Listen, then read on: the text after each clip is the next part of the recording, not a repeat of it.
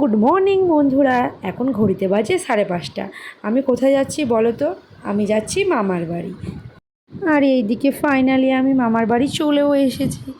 আর দেখতেই পাচ্ছ তোমাদের দাদা বসে আছে। আর আমার মামা বাজার থেকে ক্যাপসিকাম, আলু, বিনস, আম অনেক কিছু বাজার করে নিয়ে এসেছে।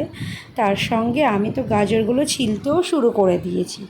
আর এটা কি বলো তো? এটা হলো ক্যাপসিকাম। এইদিকে আমি ক্যাপসিকামটা কাটাও আমার হয়ে গেল। এইদিকে মামা বাজার থেকে নিয়ে চলে এলো চিকেন। আর আমি সবজিগুলো তো দেখতেই পেয়েছো, কেটে ধুয়ে রেখে দিয়েছি। আর এই সেই চিকেনগুলো ধুয়েও রেখেছি। প্লাস তোমার দাদা তো চিকেন খেতে বেশি ভালোবাসে, আর আমি দেশি মুরগি খেতে প্রচণ্ড ভালোবাসি। তাই দুজনের জন্য 2 রকমের খাবার। দেশি মুরগি দেখতেই পাচ্ছ রান্না হয়ে গেছে।